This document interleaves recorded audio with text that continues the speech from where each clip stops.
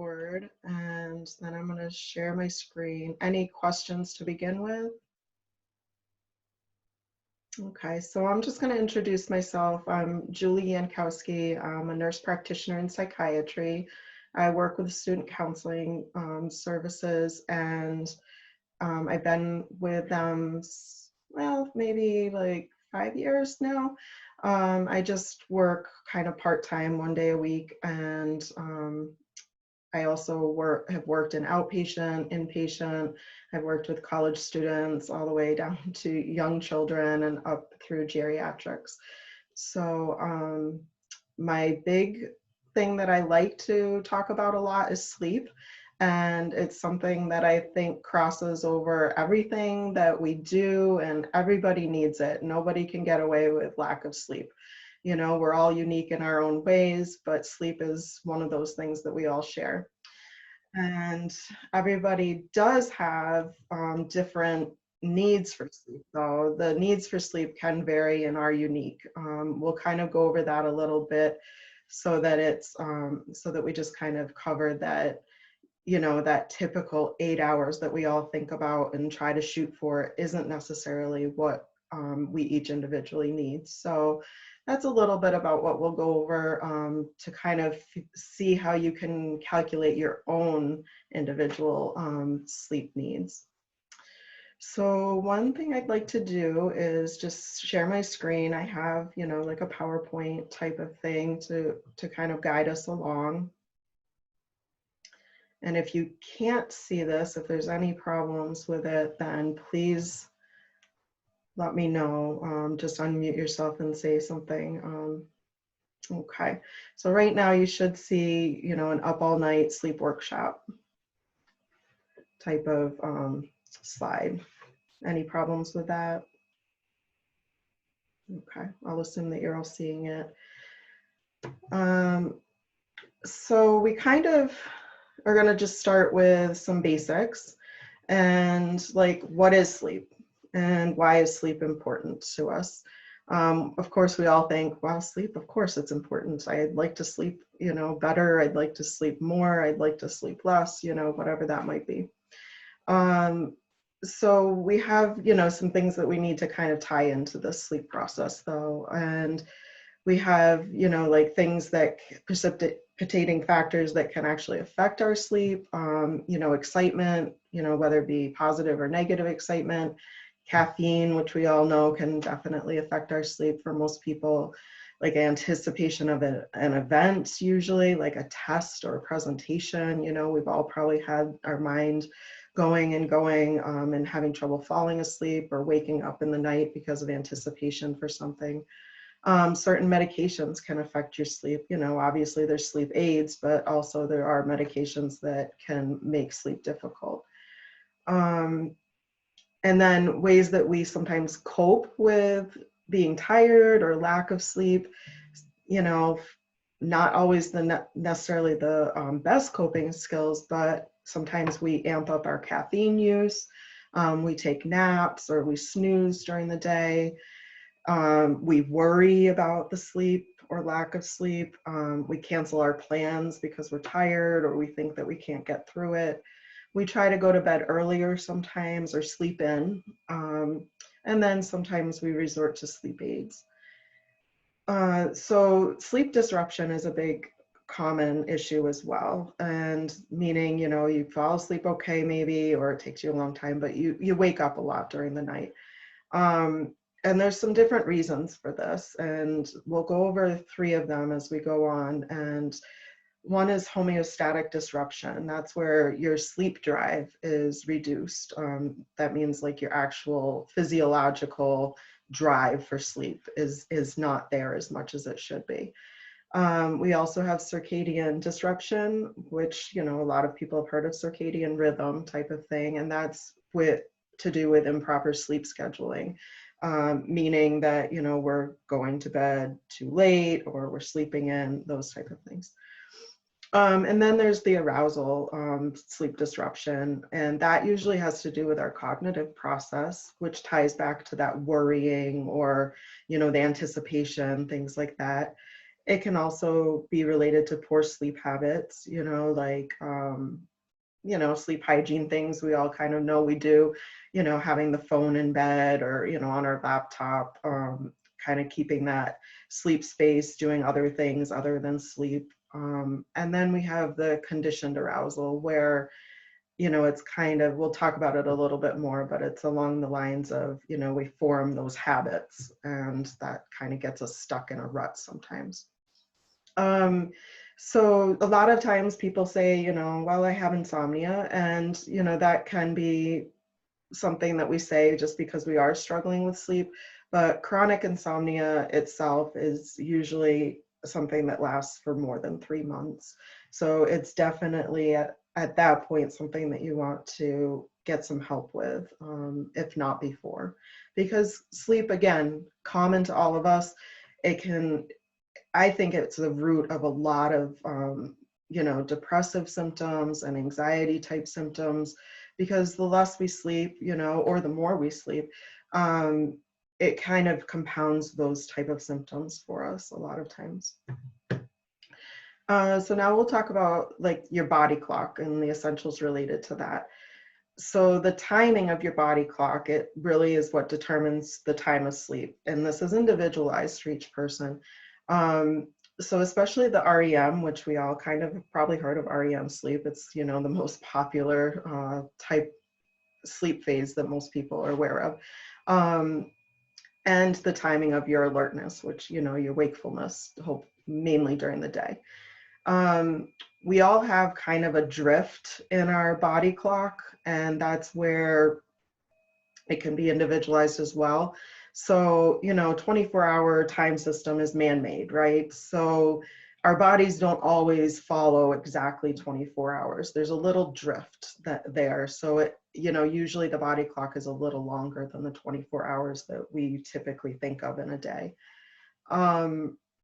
So one thing for your body clock that's kind of pretty important is having a regular bedtime and a regular wake time or rise time, and regular light exposure that sets your clock and manages that drift.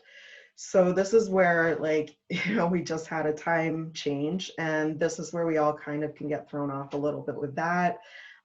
Even as the light naturally increases or decreases in the wintertime, this is where we can feel like our sleep is thrown off a little bit too. And it's also when we stay up late or sleep in, we can throw our body clock off as well. The circadian rhythm is determined by the light that actually comes through your eye and also the peripheral cues on the outside. So when those cues are altered, it can compound the natural drift. So one thing about light through the eyes and even peripheral cues, think about, when we're looking at our phone and how that light or laptop, a lot of us do screen time at night. That's pretty common now, obviously.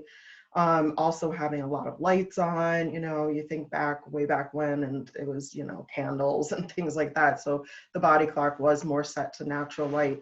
And we do have a lot of artificial light sources now. So that is one thing that we need to keep in mind, that can affect our actual circadian rhythm and the body clock. Variable sleep patterns can affect your circadian rhythm and lead to mood shifts.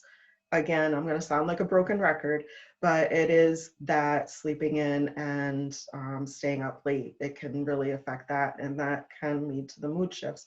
We've all experienced it, even if you don't have depression or, anxiety concerns. We've all had a bad day after we've gotten a bad night of sleep. That is probably pretty common.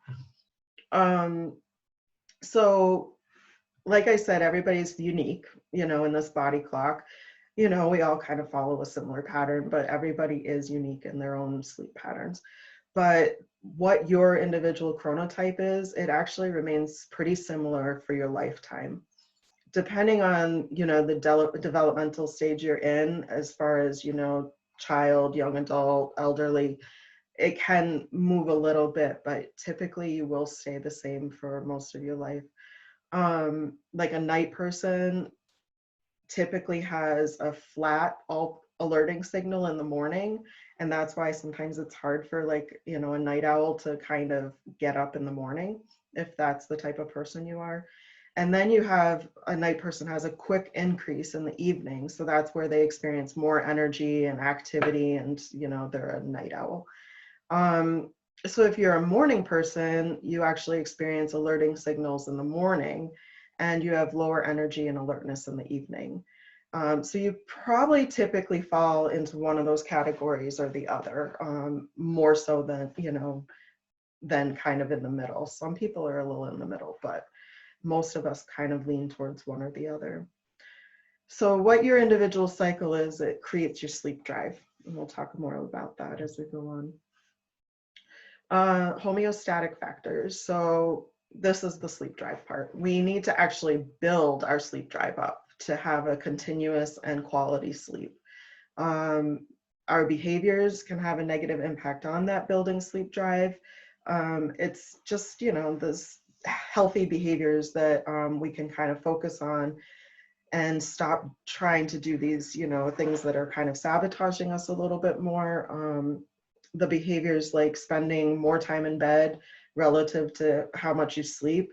And that's like things like napping or sleeping in or going to bed early. So it also can just be inactivity in bed, like when we're just relaxing in bed, maybe watching TV, on the phone, on the laptop, those type of things. So you're in bed, more than you're actually sleeping too. And then inactivity itself would predict a low sleep, deep sleep and sleep drive. So more active we are during the day, it makes sense, but we don't always think of this, but the more active we are during the day, it generates sleep drive.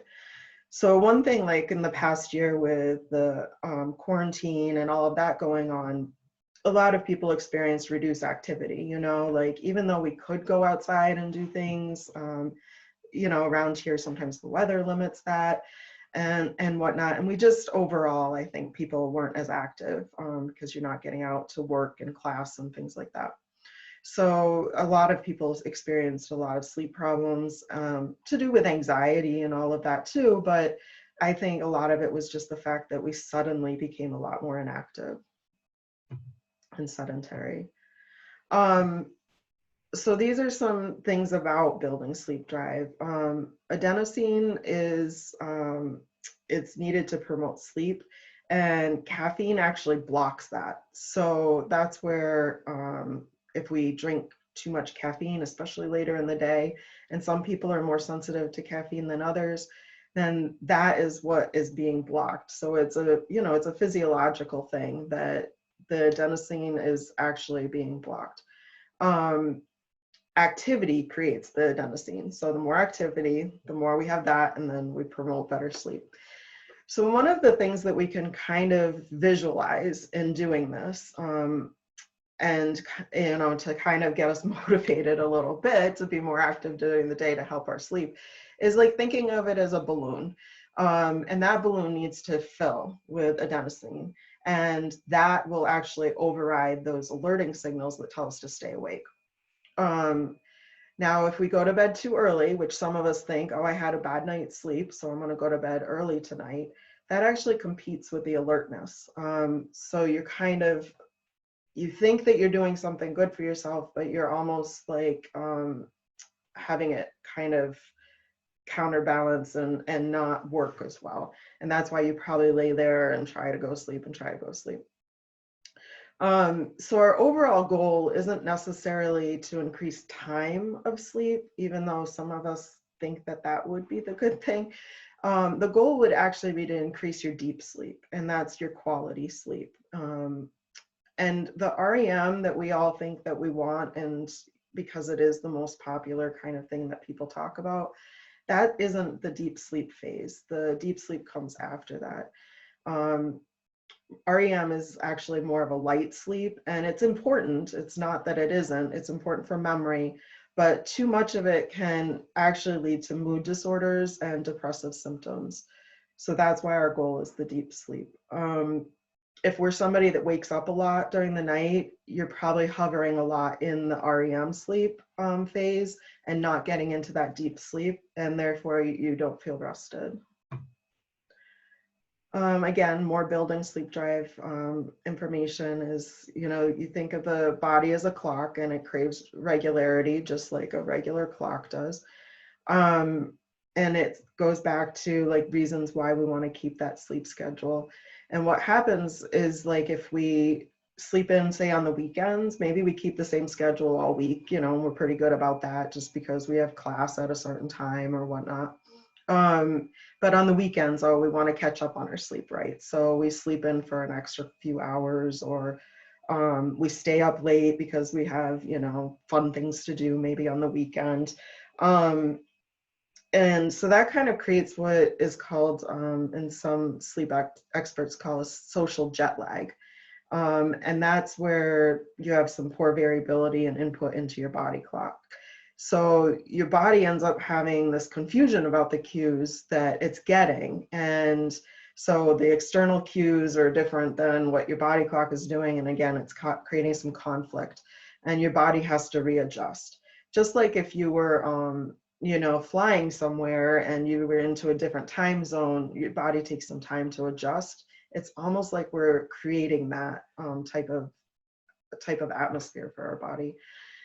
And we've all done it, so I think we can all relate. Like, sometimes when that's thrown off, we feel more fatigue. We can't think straight sometimes. We get a little bit more moody and we have trouble falling asleep. So when we get up later, this is another part of that getting up later, it actually cuts down on your time to fill that balloon full of adenosine. So it won't be filled up by the time you go to bed. And that's where your sleep is just going to suffer for that. And then if we sleep too much, then that more sleep is going to equal more REM, which is light sleep. And, like I said, REM is needed, but that isn't the deep sleep that we want. So sleep expert that I follow calls the REM a little bit more crappy sleep. And that leads to, sacrificing the next night's sleep. So we're focused on tonight, I want to sleep good, but we need to realize too that whatever we're doing, at that night is going to affect the next night and the next night and the next night. So when we lay in bed, trying to get to sleep, or we lay in bed before as our relaxation before bed, or we just kind of laze around in bed in the morning, that extra time in bed has the same effect. And so by extending our sleep, we almost create like this artificial insomnia. And, we feel like we're walking around like a zombie and we're like, I'm not sleeping well. And if we really kind of tap into those habits we're doing, we might be able to sort it out a little bit. And it's hard though, because it's subtle, it's not just like this, one bad night. It's usually grows and it kind of develops into insomnia and can be chronic for a lot of people. So just like, I said, we're all unique. Napping isn't like bad, but some people can nap and they're fine and they sleep fine at night. And so at that point, it's like, it's not bad to nap. But if you are having trouble sleeping, that is like a really important thing to avoid. Even if you're tired, it's like you have to kind of fight through that, because it burns off that buildup of filling the balloon. And then you just end up having to start all over when you wake up from the nap, and you don't have enough time usually to fill up that balloon before bedtime. So, like if someone has some sleepiness, then, napping could be okay if you don't struggle with sleep problems. And so it's kind of giving you a hit to your sleep the next night with a decreased sleep drive. So again, it's like a snowball effect, and it keeps going and affecting you. And if you nap every day to kind of catch up, then you're just always taking that hit to your filling that balloon, and then affecting that night's sleep and the next night's sleep. So one thing to kind of keep in mind that might help you remember about the napping, because it's so hard when you're tired to just be like, no, I'm not going to nap because I want to fill up my balloon to be able to sleep better. Basically, they shouldn't be used with insomnia. And a good way to kind of think of that is like if you are a diabetic or someone has diabetes, they shouldn't be having cupcakes, right? So they might, but it's really not healthy for them. It's not going to be, it's not going to work to control their diabetes. It's going to throw it really off and make symptoms worse. So that's kind of what napping does for someone that struggles with sleep issues. Now, to monitor our sleep and kind of figure out what's going to work best for us, the sleep diary is the gold standard for measurement. There's a lot of them online. You can just Google sleep diary, you know, and you can kind of come up. There's some apps out there for tracking your sleep. But there's, you know, this not really any quantitative criteria for insomnia. So this gives us like an objective data that we can review and then have treatment recommendations as a provider. I kind of create like, you know, a sleep prescription per se. That's not medication, but we do like a, you know, a prescription for sleep and trying to get it back on track. And it's pretty amazing how if it's followed, it actually does kind of get the sleep remedied, because it really is the gold standard to do this cognitive behavioral type of approach rather than medication. It is something you can do on your own as well. I'll give you some resources at the end that can help with that. But some things to kind of keep in mind that we get ourselves bogged down with cognitively, you know, our thought process, you know, we think that we should be able to fall asleep right, you know, right away. And then we get wound up, I'm not falling asleep, I'm not falling asleep. And it takes even longer to fall asleep. So it's perfectly normal to take up to 30 minutes to fall asleep. And actually, if you fall asleep really fast, like, you know, as soon as your head hits the pillow, or, you know, you're somebody that just falls asleep really, really fast, then you're probably sleep deprived actually. So it's not always a good thing to fall asleep real fast. That kind of indicates that there might be some other issues going on there. And then it's also normal to wake up in the night, you know, like some people are like, oh, I wake up once or twice in the night. That's actually normal. And you could be awake for up to 30 minutes even during the night. You know, it doesn't mean that you get up and fall back to sleep. Some people do, but if you kind of can recognize that that's normal, it might not worry you so much. So that's one of those cognitive things. Some people that struggle with sleep kind of have gone to, you know, these sleep monitoring type of apps or things like, you know, your Apple Watch or your Fitbit, those type of things. I'm not saying that they're horrible, but you need to keep in mind that they're not, you know, valid. It's not like you're in a sleep center and having your sleep monitored correctly. So those type of things, they actually can deviate by 1 hour or more, even with a good sleeper. So if you're having like if you're a bad sleeper, you know, they could actually deviate more. And then we can get caught up with our thoughts and our mind, so fixated on that sleep app and what it's telling us that we're doing. So, you know, you can use it as a guide, but try not to get like super obsessed with it, I guess is my point.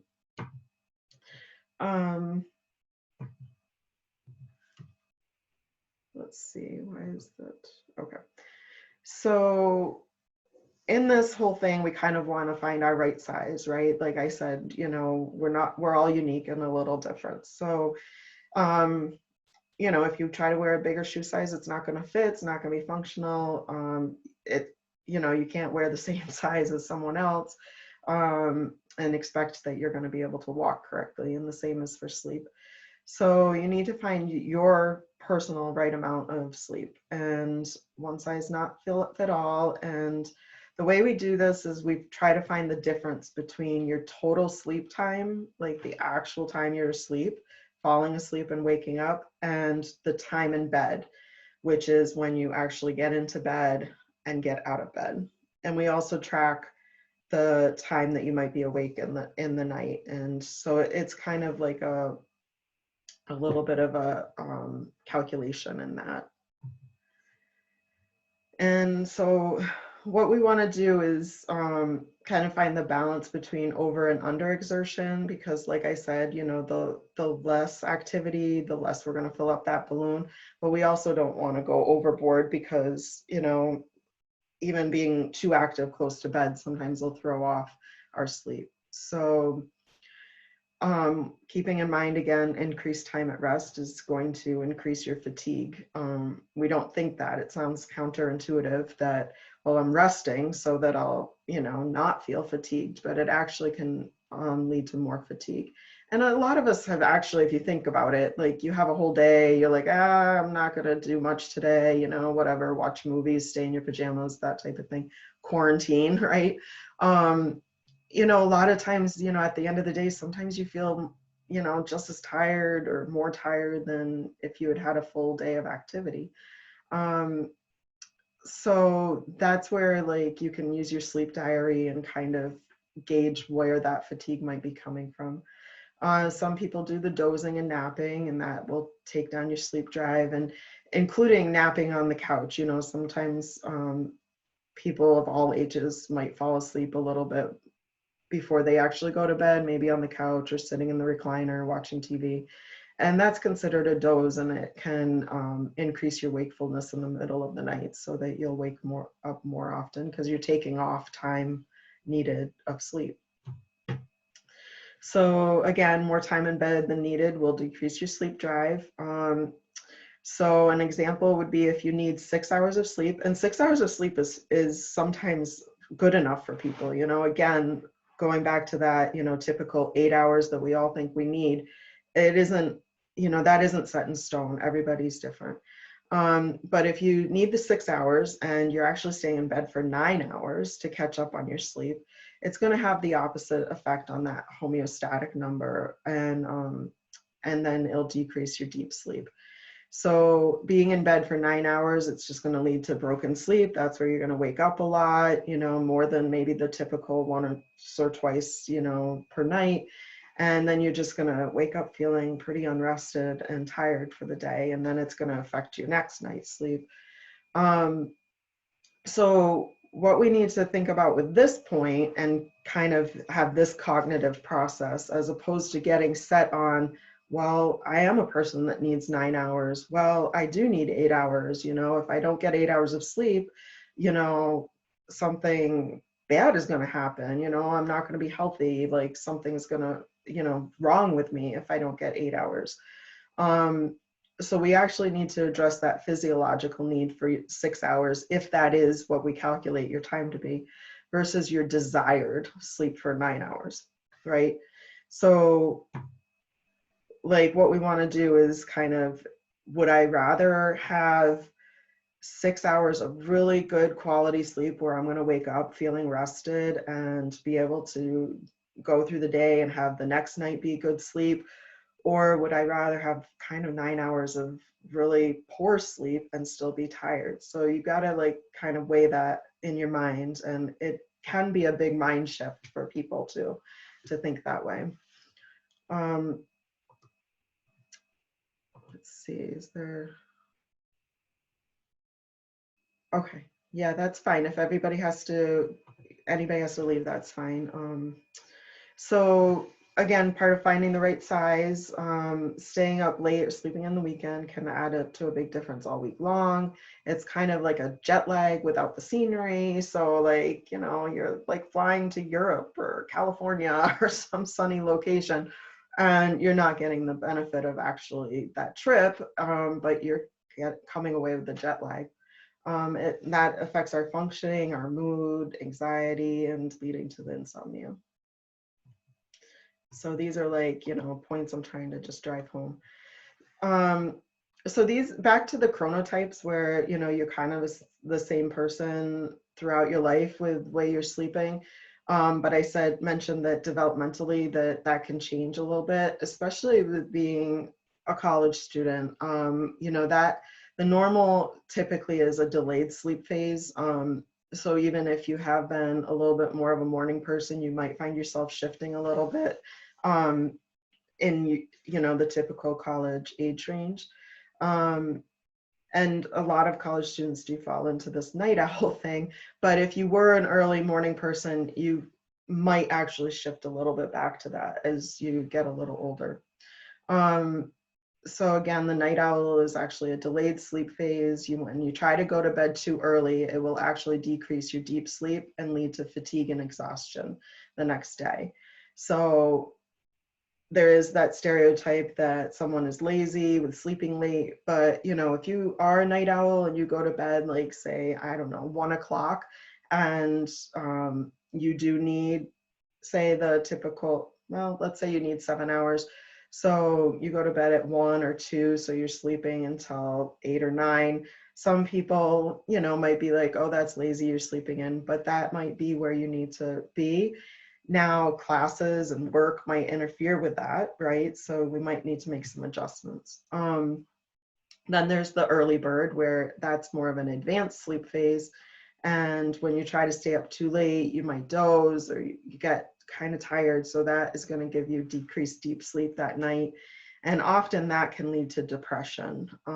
So we want to be watchful for that. But you know, you're kind of battling, especially in college, you might be battling, if you are an early bird, that, you know, you don't want to be lame or the type A, you know, oh, I'm going to bed, you know, while you all stay up and do your things. So, but you do have to kind of be aware of like where you lie on that spectrum. The arousal system can override the sleep promoting system. So this is where we were talking about worrying and things like that. So, you know, when you're laying there and having a lot of anxiety at night, that's the arousal system. It ties in anticipation, things like that. And that's why we can't sleep sometimes.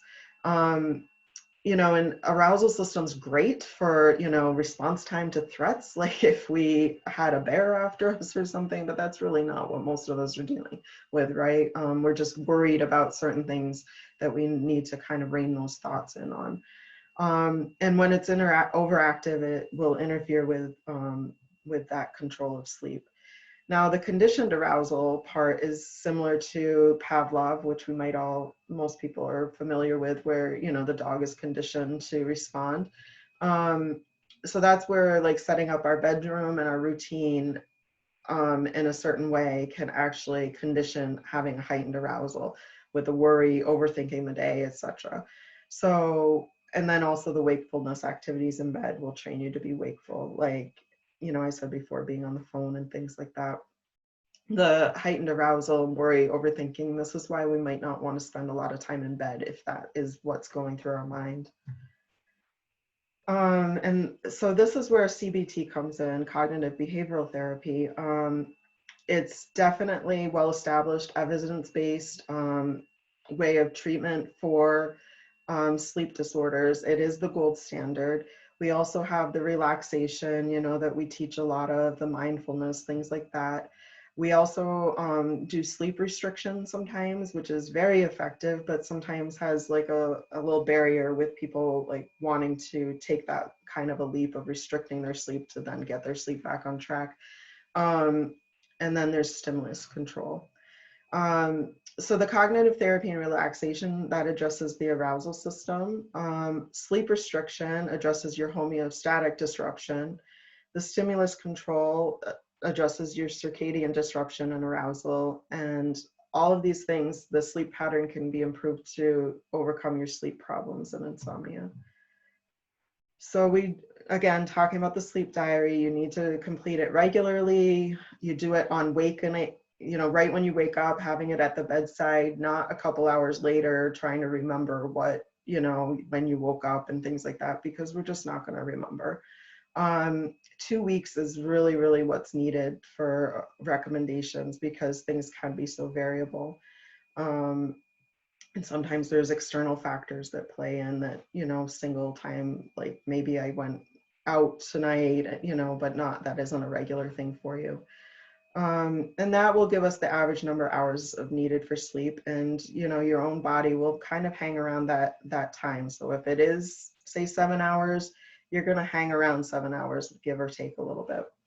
And then those things that interfere with these things that we'll find out through keeping a sleep diary would be that preoccupation with sleep, you know, using the Apple Watch, Fitbit, or also just, you know, laying there and concerned about that number of hours of sleep. We've all probably been there too, where you wake up and you're like, okay, I have 2 hours and 24 minutes left to sleep before my alarm goes off. And that really kind of makes it so it's harder to fall asleep because you're preoccupied. And then that caffeine, of course, which, you know, limits the balloon filling up. So when we talk about sleep restriction, it kind of is a scary thing because you're like, who wants to restrict their sleep, right? I want more sleep.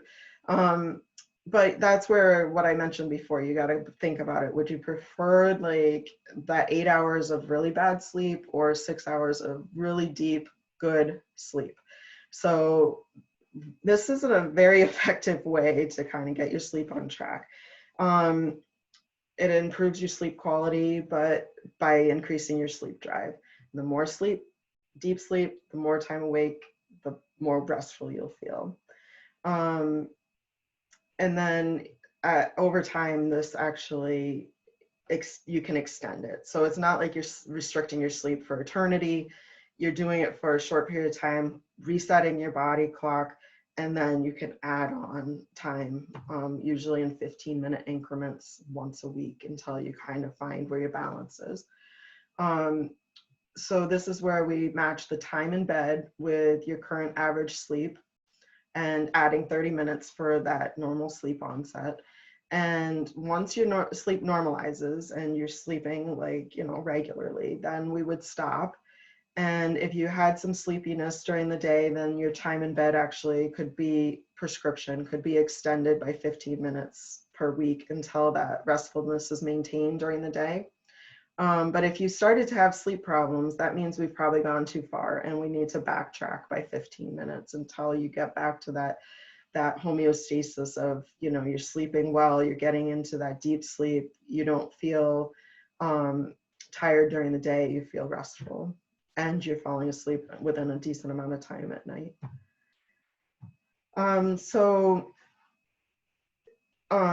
You know, by doing that, you'd be able to start falling asleep more quickly. That increases your sleep drive for the next night. It's all kind of a snowball effect. You're starting to feel sleepy as a sign of reaching your set point of needed sleep. So feeling sleepy is actually a good sign. And then expanding the time in bed slowly. So to find this time in bed prescription, that's where we need the 2 weeks of the sleep diary. And again, you can do it on your own, but you know, if you ever need guidance, then you know that there are other resources. I like to work with people on that. But again, it varies naturally, so you kind of have to do the average. You have to determine your desired bed and wake times too. It's not like me just saying, you're gonna go to bed at 11 and you're gonna wake up at 6, right? That's not going to work for everybody. So we kind of go over like whether you're a night owl or an early bird. And then also sometimes you have to just be realistic of like when you need to be up in the morning for class or work or something. So at that point, you might have to count back. Like say you have class at, I don't know, 9 o'clock.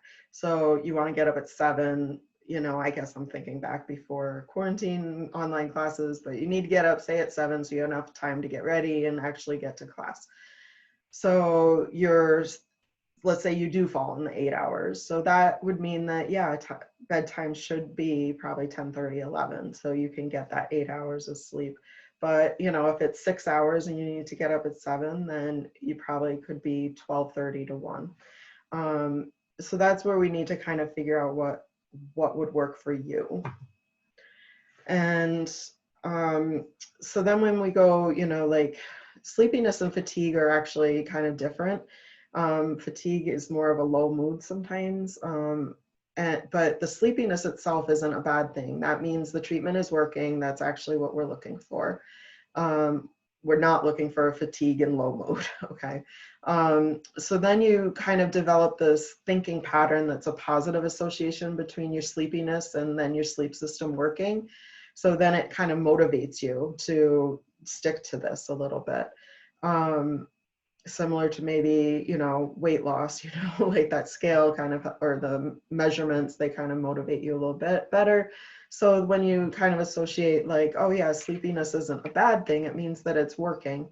So then to help stay awake and maintain that time in bed prescription, you want to expose yourself to light, you know, like we said, the light in the eyes, but appropriate light, you know, not light right before bed. And the blue blockers, those are okay sometimes. You want to increase your activity, getting others to help you, especially, if you live in a household and you're an early morning person and you live with a night owl, you might have to figure those type of things out. And if the bedtime is unrealistic, then you might have to think about shifting it. And then sometimes we all think that there's like this magic window for sleep, like this is, like I actually need to fall asleep by 11 o'clock or by midnight. But there's no magical window. The balloon, it just keeps filling and will help with the onset. So, don't worry about missing your window. It, will actually just keep kind of filling up. You still just want to maintain that kind of sleep schedule though. So this is anxiety. A lot of us struggle with anxiety around sleep. And this is where the thought processes can come in and kind of haunt us a little bit and make things worse. So if you have a lot of anxiety around sleep, or, you have like this inflexibility around your belief system about sleep, like that thing I was mentioning, like sleep restriction, what in the world are you talking about? That must be so dangerous. That could create barriers to actually working through this, but it's not impossible. So it's kind of like you might need something a little more gradual. So you have to kind of think, what can I do at this time, right? Like maybe I need to challenge my belief system, of my belief system that I actually need more sleep, when in reality, maybe you need to kind of restrict your sleep a little to build up that balloon and be able to sleep better. Because more sleep actually can decrease your need and it minimizes sleep drive, and then it can lead to more anxiety and depression. Having that cognitive belief that poor health with less sleep will actually increase your anxiety and increase that preoccupation with sleep, which is what we want to move away from. So if we do have some issues with sleep restriction, being that strict with something and shrinking it right down, and sometimes that is a hard thing if you're in the middle of, your schoolwork, like you have so much going on that might be very disruptive. We can do something a little bit more gradual, like sleep compression. And that's where you kind of start where you are and you shave off the time that you're in bed. So it's not as fast, but it can be helpful if, you have a lot of anxiety thinking about, oh, wow, I'm restricting my sleep by too much. So what you do in this case, you reduce your time in bed by 30 minutes per week. So if you are sleeping 9 hours a night because you think that that's what you need, but you're not sleeping well, you're tired all the time, likely you don't need that 9 hours. And you're kind of going against your body clock. You're not getting enough activity during the day because you're shortening your time frame. Then what you want to do is kind of shave off 30 minutes. That could be on either side, whatever works with your schedule. Or you could do 15 minutes on each side, or 20 and 10. But try to shoot for 30 minutes per week of shaving off, like I'm sleeping 9 hours, I'm going to go to 8.5. And see where that helps you, and then you might have to do another 30 minutes and even another 30. And once you start sleeping better, you're kind of hitting that sleep window for yourself. And when you're not feeling tired during the day, but you're kind of getting that sleepiness towards bedtime. And that's where you would stop when, you feel like your sleep efficiency is high and the sleepiness is occurring at the time you would expect it to. The stimulus control portion of treatment, it's if wakefulness and bed have become associated with each other, then you need to reassociate bed with just sleep. This is part of sleep hygiene that a lot of people are aware of and have tried, but sometimes on its own, it doesn't always work. You might have to add in that sleep compression or sleep restriction piece. But you want to really focus on going to bed only when you're sleepy, not just when you're fatigued, a little tired, but definitely going to bed when you're sleepy and it's that time frame. Getting out of bed when you're unable to sleep, not laying there for hours on end, watching the clock, that type of thing. Getting out of bed at a consistent time each morning, no matter how much you slept, not trying to catch up on that sleep, or I had a bad night's sleep, so I'm gonna hit the snooze, I'm going to call in, I'm going to skip class, that type of thing. It really is better to get up and get going. It's hard. I will give you that. It's hard, but it's going to help you out the next night and get you back on track, hopefully. So using the bed and bedroom only for sleep and intimacy, and refraining from those daytime naps. So those are things to kind of associate bed with sleep and not being awake.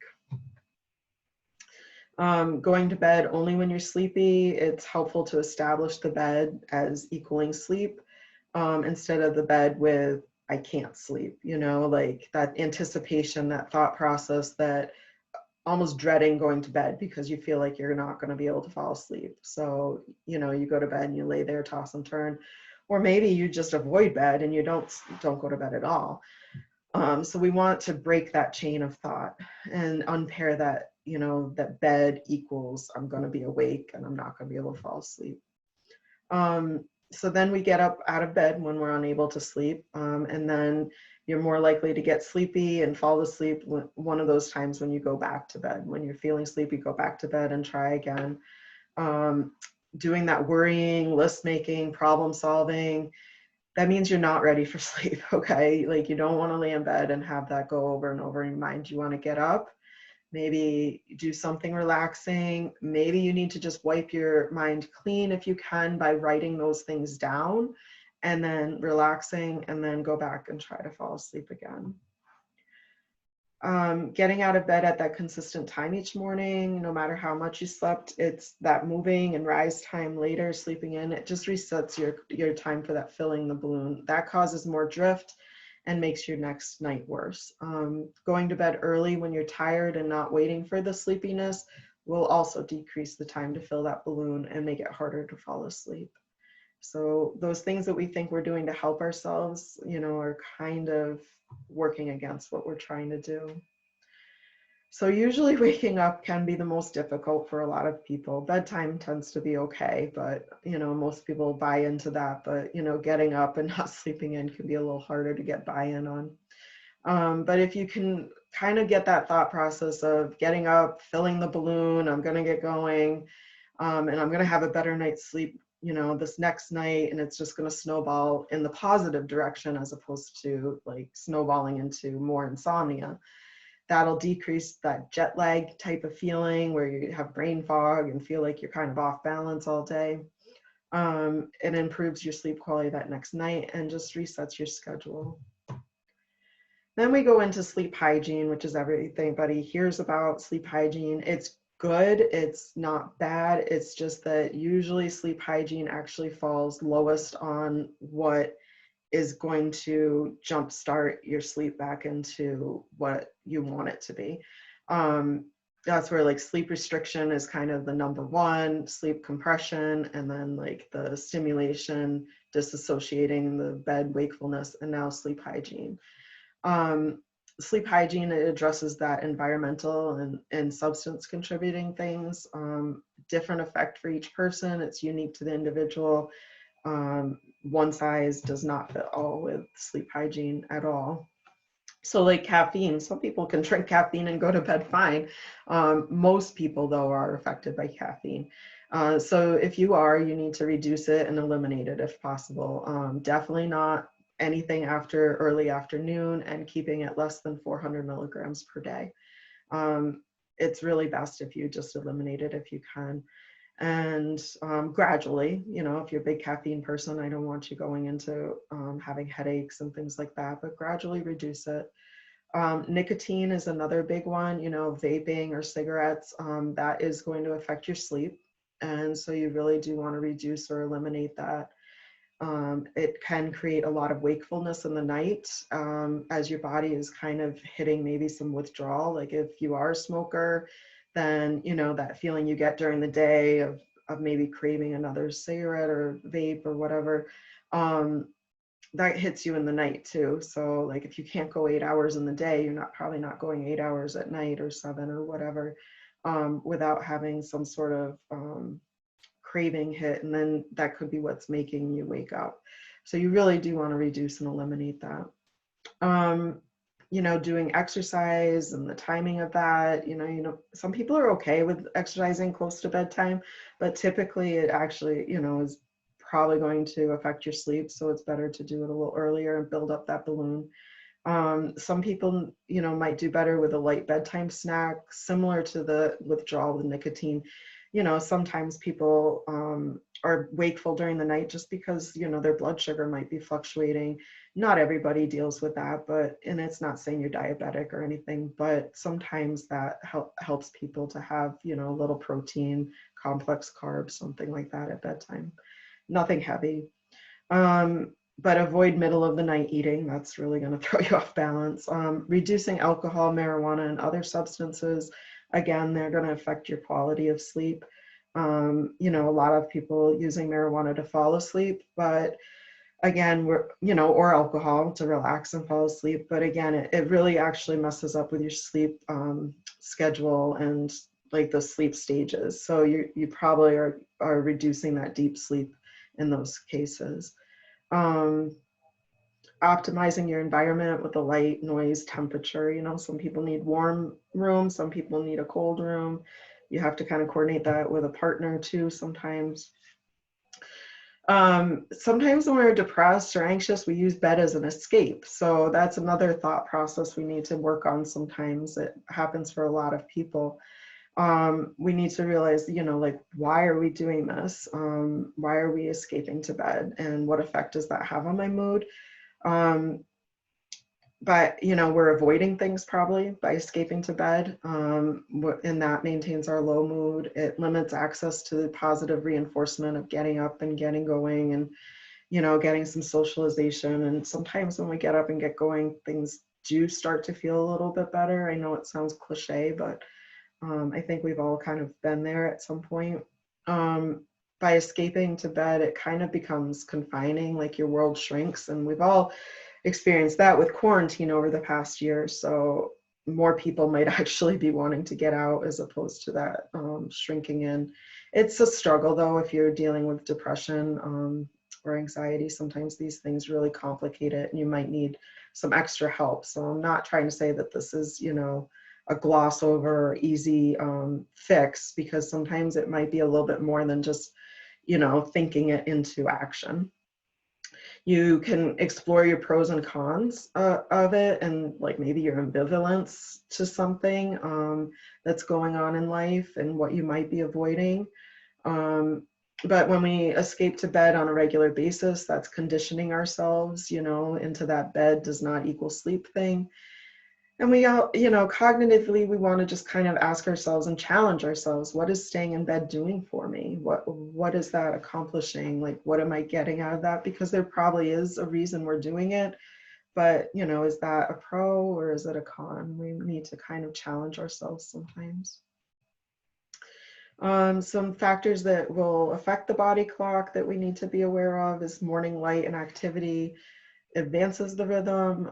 To help a night owl, you need to increase your morning light and then decrease your evening light using the blue light app on electronic devices if you have to use them.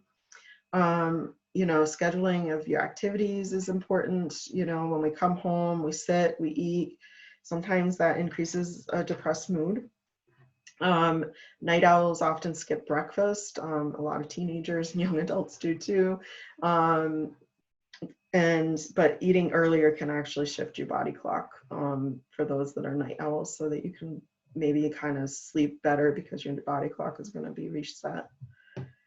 So the sleep effort, falling to sleep is falling in love. If you try to make it happen, it's a mess, typically. So it's something that you kind of have to let happen. You're not going to make yourself fall asleep. That really is going to make it harder to fall asleep. It's paradoxical. So like if you engage in all these activities and rituals to make it happen, the worse it becomes because you're becoming preoccupied with it mainly. Mixing and matching medication or alcohol or any substance to try to sleep better, it's counterproductive, like we just mentioned. So you need to challenge your beliefs as a reminder, challenge, like thinking there's something wrong with me, there's nothing I can do about it, I'm just a bad sleeper, it's dangerous if I get less than 8 hours of sleep, so I'm only getting 6 and that must be horrible for me. My sleep pattern is broken, that type of thing. Because, if you're getting 6 hours of sleep, that might be where you need to be, but you might not be getting into the deep sleep, and that is what needs to be addressed. It all depends on your sleep log, and that's why that's so important. Believing that you need to fix it, increase your effort, and then you fail, and then you feel helpless and more anxiety. So that's a snowball in our thinking process. So that's where we need to really challenge ourselves and be aware of it. And we can log those thoughts on our sleep diary. When we get all hyper aroused, calculating the time left for sleep, like watching the clock and having a countdown, thinking about our worries, ruminating over things, like maybe I'll be able to fall back to sleep after I cancel the day, I call in, I skip class, and then I sleep more. That's all probably hyper arousal and you, again, being counterproductive. So when we talk about stimulus control, like getting up if you're not falling to sleep, the thought process on that we need to challenge often, is like, what do I do when I get out of bed? Like, I should just lay in bed and try to fall asleep. Or if I get up, I'm not going to go to sleep at all. So you need to kind of explore those thoughts and like, what is the real fear there? Is the activity versus going to sleep, is that going to lead to some sort of disaster? Probably not. What would the worst outcome be? Maybe the worst outcome is that you'll be a little tired the next day, but you might actually be able to sleep the next night. And what is the disaster if I do become more awake in the night? So it's challenging our thoughts, like kind of amping ourselves up and what am I getting myself worked up about? So like focusing on the negative consequences of sleep can have negative effect on your sleep. So you'd have to kind of look at what other factors affect your mood or functioning during the day. Reinforcing those positive coping strategies, orientating yourself towards coping, like, sounds like you anticipate being tired this week. What strategies should we put into place? Like, I'm going to be a lot tired. I've got a lot on my plate this week. So what strategies can we do? With canceling a plan or activity, is that going to have a negative effect on your sleep, or really is it going to be positive? And then the avoidance issue of canceling things. Feeling fatigued leads to anxiety about the sleep problem. So then we might leave class or we don't go, we cancel our plans, we call in. And then our belief is that, monitoring how I sleep keeps me on track. And that may actually be increasing your fatigue to monitor, like all of that, like if you're just so hyper focused on it. That's why keeping a sleep log can kind of like, you write it down, you set it aside, and then you just look at it to compare later on in more of like a, scientific objective manner. So changing your attention, position, and distraction would give you more energy. When you're sitting still and like staring at a computer screen, you get tired, you have to get up and move around. Same thing with sleep sometimes. Fatigue is not completely related to sleep. It could be other things like your posture, which could increase blood flow, and then doing activity and walking. Those all can improve fatigue. They usually don't make fatigue worse. And then again, we go back to the effects of energy during the day. It's that jet lag, level activity. We can also sleep hygiene, think of hydration, nutrition. Sugar intake can be a big one too, because we can hit withdrawal and sugar dips or peaks during the night, and that can lead to wakefulness. That caffeine withdrawal, substance, alcohol. And then residual symptoms of a sleep medication, sometimes they can be counterproductive, even like melatonin, things like that. They can be helpful, but sometimes they can throw you off as well. Antidepressants, other medications, it could be a medication side effect making you not sleep too. Substance use, and then you have to kind of see what management strategies could help. So to quiet the mind, we have, oh my goodness, I'm hitting time already. Increase your sleep drive, untrain your brain, create a buffer zone, processing strategies, and mindfulness practice. So these are all kind of things that we've been going over, like, you know, your belief systems. I can't control my sleep because my mind is too active. So then you kind of counterbalance it with, you know, what if your brain, it's your brain's way of saying you haven't had a chance to process the day, and then you schedule some time to think through your day before bed. That might be helpful. Mindfulness may help with the arousal because it decreases your autonomic response system. You want to practice it, mindfulness. You don't want to do it just in the moment you're struggling. Like, you don't want to be weaving a parachute after you're actually jumping out of the plane. You might want to have the foundation already built. There are some apps for this: Insight Timer, Calm, Stop, Breathe, Think, Headspace. Relaxation, you can use like progressive muscle relaxation, the breathing, guided imagery. There's a lot of things online. If you can't do that on your own, there's a lot of guided things that's individualized. It can be helpful on its own, but it has some effect, but it's not fully effective. So you create your plan for better sleep. We can create these coping cards that can kind of keep it in mind for you. And some, you know, final thoughts on this, you know, follow your plan, not your feelings, and what we think matters and affects what we do. Our thinking self becomes our doing self. So I know I ran over a little bit. I just want to know if there's any questions, anything that you might want answered a little bit more in depth. I wanted to allow a little more time to go over things.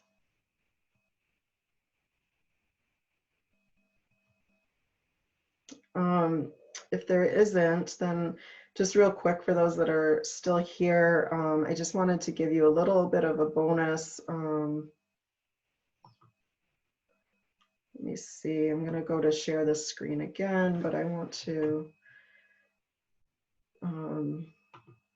So this is Dr. Colleen Carney. She's somebody that I like to follow. So this website is just, if you Google Colleen Carney, C-A-R-N-E-Y, her website is drcolleencarney.com, and there's a Doze app here. It says it's for teens, but I've actually spoken to her individually, and she said it's pretty appropriate for young adults, college students as well.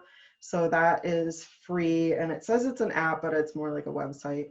And then there's some resources here with sleep diaries that are actually really good. And so that I would recommend is a good place to start with, kind of going through your beliefs, the thought worksheet, daily activity record. I think I gave Kyle the link for this, so it might be linked already on the website. Feel free to email me if you have any questions about it. And then this is my favorite free app that I mentioned is Insight Timer. This is the website, but it is an actual app too on your phone. It helps with sleep, anxiety, stress. Insight Timer. You have a lot of different things on here that you can go for podcasts now, but see Sleep Soundly. There's a whole library of things that you can use for sleep. You can pick your minutes, you know, like these are 45, 24, but I know there's ones for like 15, 10. There's music for calming, you know, different talks. This is a really excellent resource, and it's free. I think there is a premium membership, but there's a ton of free content on there. So those are the things that I just kind of wanted to share with you all. Again, just wanted to ask if there's any questions before we end. Okay, thank you so much for being patient. And if you do have any questions that you just don't want to ask in this forum, feel free, again, contact Kyle. He'll get you in touch with me, or you can find my email probably pretty easy with oswego.edu. But it's been great having this presentation with you all. I'm so glad you showed up, and be well and sleep well, and take care and be gentle with yourselves and kind. Take care today. Bye.